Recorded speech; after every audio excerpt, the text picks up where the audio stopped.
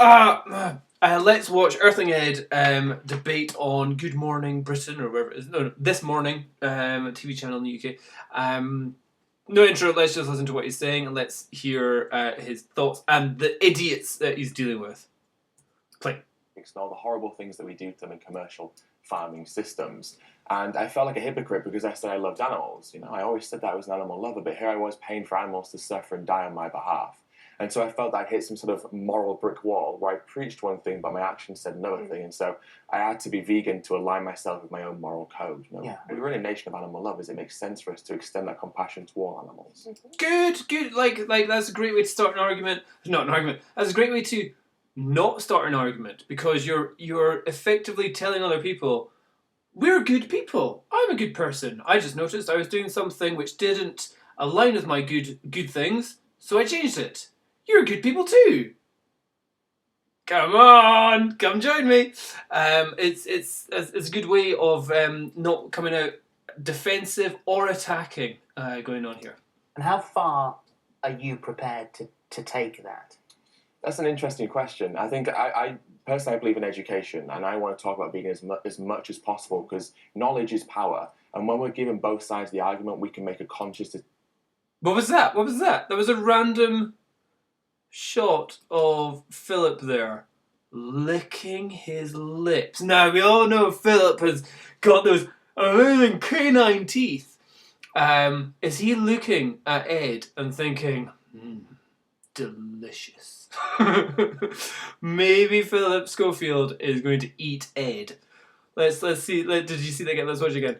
Knowledge is power. And when we're given both sides of the argument, we can make a conscious decision based on how we truly feel about the situation. I mean, for so long, we've been fed the same kind of propaganda of you need meat for protein, you need dairy, cow's milk for calcium, but actually this isn't true. And when we can kind of level the playing field and put across what's actually happening to animals. I mean, yeah, and also like the idea that we're fed the idea of like happy cows, just having a little bit of milk taken from me, happy, which is what we see on Countryfile and stuff like that. But in the general world of food production is not like that at all. Terrible suffering that they go through and the environmental damage that it causes to our whole planet. I think when people have that power, they're more compelled and empowered to make informed decisions. Are you militant? Militant's an interesting word. I stand up for what I believe in, I speak it, and I preach it, and I do hopefully in a way that I believe to be effective. How far will you go? How far will I go? I mean, this sounds like a loaded question. I've never. Well, it is a loaded question because obviously we're going to talk about the militant vegans, and we'll use that word. You say you don't really like it, but who will take it to the extreme? Who will be violent? Who will be offensive? Who will be, frankly, quite frightening? Right. So violence. Before we go anywhere, I like Ed's done pretty well here. He's got a kind of a shirt on and some jeans. He's not in his full hippie mode, but like Ed is brilliant, and he and he debates so well. I just wish that maybe just before he came on, he would like come in either in like a doctor's suit or like just a good tie and suit and shirt and looking like a businessman or something like that. And people are just kind of going, "Oh, we thought you were a vegan." And you're like, "Yes, I am," but just not looking like the stereotypical long hair, hairy face, baggy clothes, hippie vegan that you get. So I think like he's so good. And this is purely on behalf of other people's impression of him. So not of him as a person or as his abilities, but of other people instantly developing opinions on someone based on their appearance. I just wonder if Ed could come along, and somebody said it the other way. It's like he should either come on looking like I think you should come on like a businessman, maybe even pretending to look like a doctor, something like that. Somebody said, what if he came on with like a white robe and was like Jesus and the sandals, or what if he came on dressed? Like you could absolutely take the piss. He could go in and like be dressed like Santa. They're like, why are you dressed like Santa? I'm like, well, Santa's a good guy. He gives out presents, and I'm just trying to be a good guy for the animals. So I'm like Santa to the animals. Maybe all those little kids that like Santa, maybe they'll hear Santa's point of saying, "Don't eat animals, kids." Yeah, go for that. There's the way we present ourselves, not just in our words and our movements and our behaviours, but in our physical appearance, can have a huge effect on other people's opinions and their ability to listen and understand and engage with us as people. So yeah, everyone says don't judge a book on its cover, but that's why all books have covers, and they spend thousands of pounds getting the right kind of covers on it and putting lots of text and certain pictures and blah blah blah. A cover can hide a multitude of sins, but it can also present a fantastic argument.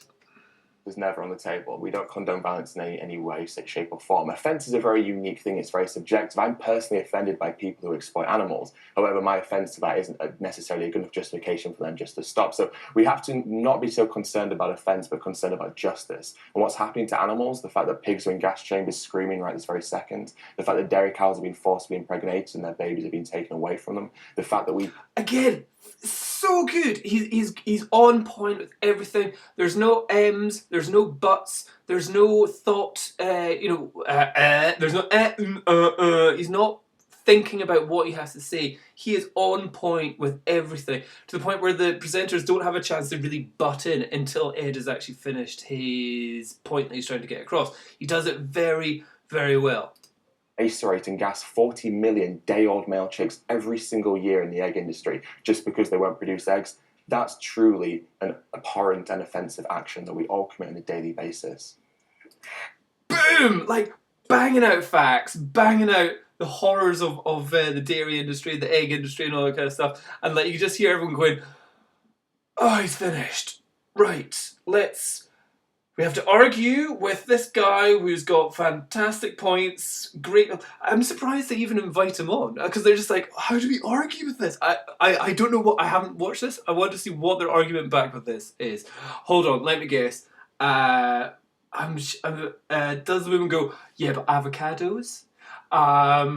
And you're not truly vegan because you've got a leather belt on, and the clothes industry, slave labour, driving a car, something like that. Let's hear them all out. Well, Julie, you think this has gone to the extreme now, don't you? You said here you think vegan.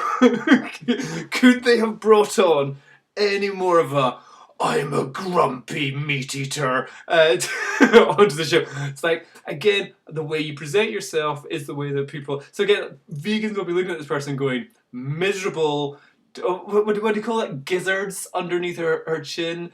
It's just like, what a great representative of the anti-vegan agenda. Somebody who's not in the best of health. Maybe she is in good health, but she doesn't look like she's in great health, considering that's her done up with the kind of all her makeup and everything before she goes online, and just not maybe the best weight it should be. So like, yeah, it's and looking pretty grumpy. Let's hear her here.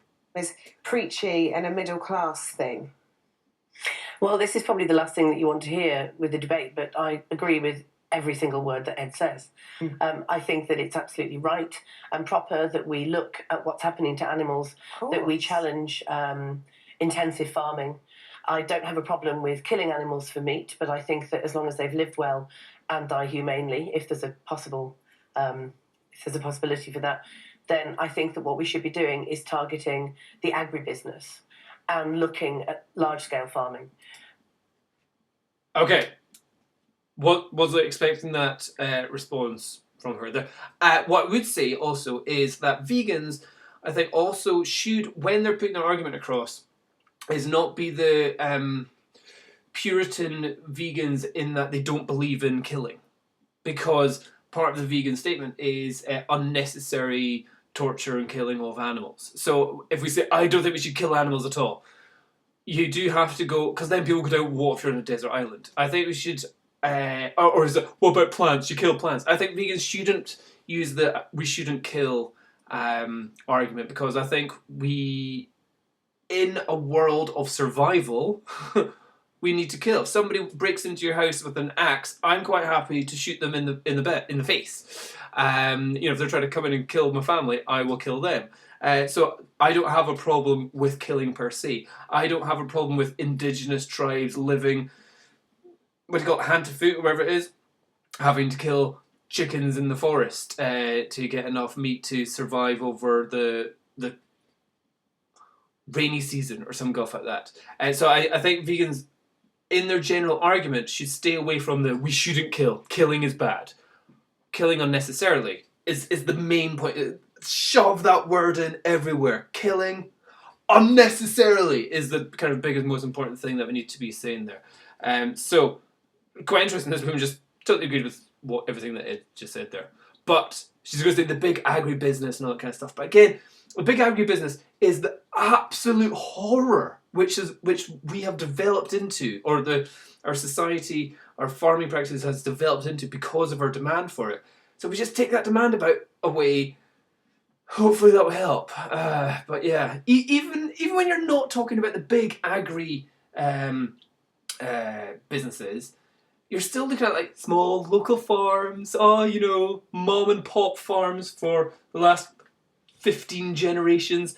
They're still having to compete with major corporations, so they're still having to impregnate their cows every 10 minutes to have more milk coming out. Then they're still having to slaughter their baby cows which can't make milk. They're still having to grind up the chickens which they can't have. There's somewhere they're just showing you some farmer just shooting baby cows in the head, just going, yeah, they're never going to produce milk, and because they're milk cows and they're not beef cows, well, we'll just have to kill them. And that was like a really nice farm. You're like, oh, so that's what happens on really nice farms. We just kill innocent baby animals because they're not going to be profitable for us. So it's not just the big businesses, it's everything. Anyway, rant. Sorry, are we ever going to finish this video? My issue is the way that a number of vegans, and I'm not suggesting that Ed is one of these, but a number of vegans will espouse this kind of sanctimonious dribble about how it's no more expensive, it's no more time consuming, it's as easy. For example, low-income mothers who have 3 children under the age of 5 who need to feed those children, and it is cheaper and easier, much as I don't like that fact, to give these children fast food, meat diets. If every single low-income parent had a box delivered to them of good organic plant-based food that they could then easily prepare for their children in the middle of a busy working day, I would absolutely condone it and say yes, more of it. Okay. If you go to McDonald's and you get a Big Mac meal, that's about £4.25. So you've got your mother and you've got your 3 kids under the age of 5. Let's say we need to get all the calories in them as possible. So that's going to be around about £20 for that mum to feed the kids. Usually there's going to be like a Coke in there as well and some chips. Not really the healthiest. £20 for one meal. When a loaf of bread, maybe like whole grain seeded bread, and maybe 3 tins of beans, of Heinz baked beans, if you want to go down that road. That in total will be about £1.90. Okay. Okay. It's not just beans.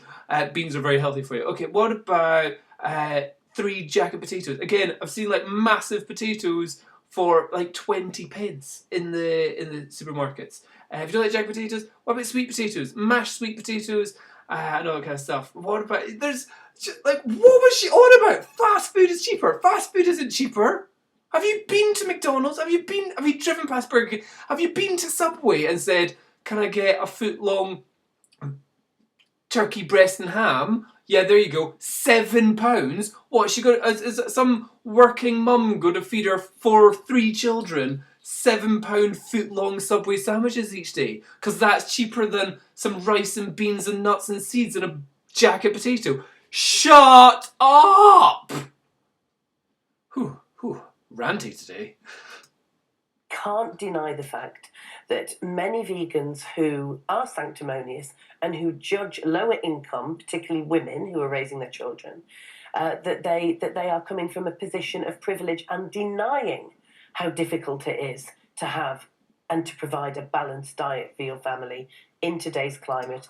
And when has fast food ever been recommended as a balanced diet for your family? So this women just said, if they're raising their kids on fast food, so that's how we get them to have a balanced diet. If this woman thinks that fast food is a balanced diet, maybe that's why she's got more chins than everybody else on the sofa here. Expense and cheap and easy available meat. The last time you were on here was in January, and after what you said on here, you had death threats, you had rape threats. So let's not go there, the guys. issue you have is, I mean, you're both, sort of singing from the same hymn sheet mostly, but it's when it crosses that line and becomes frightening.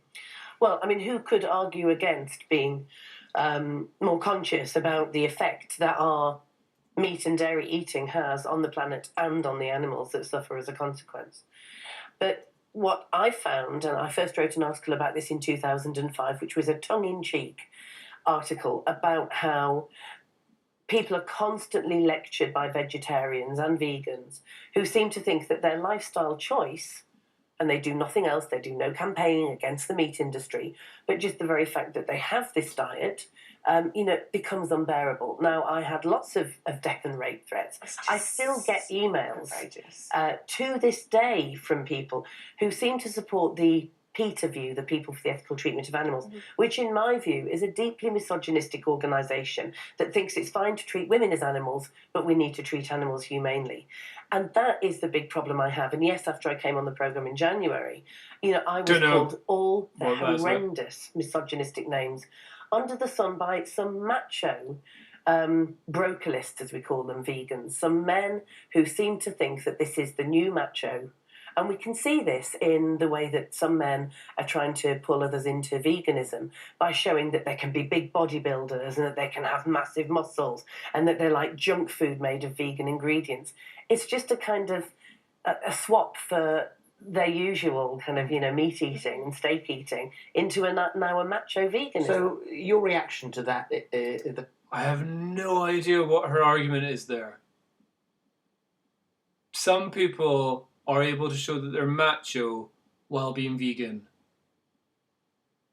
Ooh. What? I have no idea what she's trying to say there. Some people can be big and strong and eat junk food and be vegan. Did you know that? Well, there you go. So that's a fact, that's a statement. Well done. Extreme responses on social media as well. Of course, I mean, I don't condone those at all, but I mean, the thing is, it kind of happens on both sides, and I myself, been on social media, I receive death threats on a pretty much a daily basis. I mean, the issue is it's such a divisive... Oh, come on, Ed. Death threats. Surely you get some rape threats as well. Come on, it can't just be this lady here getting the rape threats. Ed, look at you. You're definitely getting more than just death threats. And people feel so passionate on either side, and I think we've got because you are a vegan, sorry. And because I advocate online, and because I'm very vocal in my veganism, Right. I get death threats from farmers, I get death threats from non-vegans who are just opposed to what it is that I'm doing, and so it's an issue that exists on both sides. And it's not an issue from a vegan perspective; it's just an issue from probably like a societal perspective. Right. Social media. When you see protests and occasionally scuffles outside abattoirs and farms and butchers, do you think that does the point have to be made to people walking down the street so scarily that I mean I'm one of those people that sort of I'll listen to any argument, but the more militant you are, the more I'll back away from you. So if you make me that angry, if you frighten me that much, I will eat a sausage. Right, and it's a psychological thing when people get pushed away when they feel that view is being pushed upon them, and that's why education is so important. We just need to look at the statistics, and I think that's what's so powerful. So a study was released by Oxford University just earlier this year, a 5-year study that looked at the damage of farming to our environment, and they conclusively proved that actually if the world adopted the plant-based diet, we could save the amount of agricultural land we need by 75%. Now, The Guardian also published an article, and it was talking about how to avoid rising 2 degrees from a global warming temperature point of view. In the UK, we have a responsibility, therefore, to reduce our beef, pig, and lamb consumption by 90% and our dairy consumption by 60%. These are statistics that are not coming from vegans. But Ed, there's another issue to that. I mean, the fact that we now seem to be awash with avocados. You can't escape avocado. Yes! I knew it! Avocados, though. But avocados, bro. Bro, avocados. We are awash with Okay, what is it? The population, the vegan population of the UK is around about 1.5%. And this one was like, oh, the country is awash with avocados. It's the vegans' fault. Means that the Brazilian rainforest has suffered because of the overproduction. If you look at quinoa, the new trendy food of the white middle, Brazilian rainforest has suffered because of the overproduction. What? Due to that, I mean, the fact that we now seem to be awash with avocados, you can't escape avocado, means that the Brazilian rainforest has suffered because of the overproduction. I thought avocados were more Mexico. Or Costa Rica, some of that. I didn't think avocados were the Brazilian rainforest, but semantics, minor details. Look at quinoa, the new trendy food of the white middle classes in this country and elsewhere in Western Europe. Peruvian people, for whom that was their staple, now find that it's tripled in price. So there is another way that we need to tackle this. Isn't it the fact that by merely having human beings on the planet, whether it's avocado farming or quinoa or cows or beef, there is going to be an impact. Well, yeah, and it's the idea of what way can we reduce our impact as much as possible here? By just carrying on doing, I've always eaten meat, or kind of going, actually, maybe I could cut down on that, and maybe that will have some form of impact somewhere.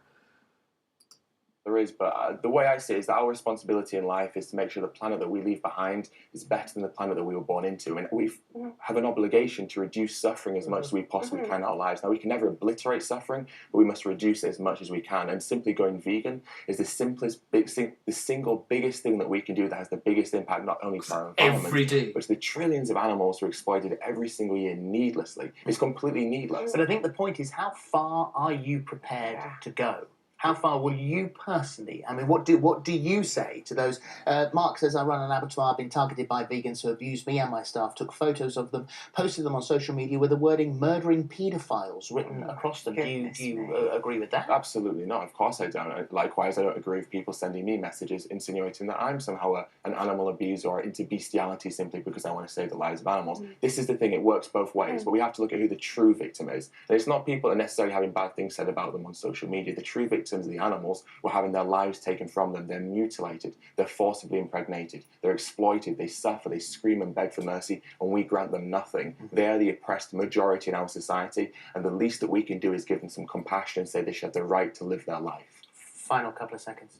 I would like the vegan movement to campaign to make this diet more accessible to people from lower incomes and to take away the... How can you make it more accessible?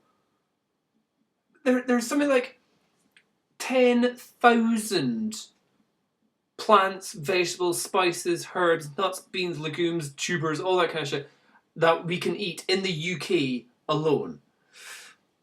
Ranging from like berries that you can find on trees as you're walking. Like literally, the vegan diet is so easy. You can go for a walk and find the food for a vegan diet literally on the ground.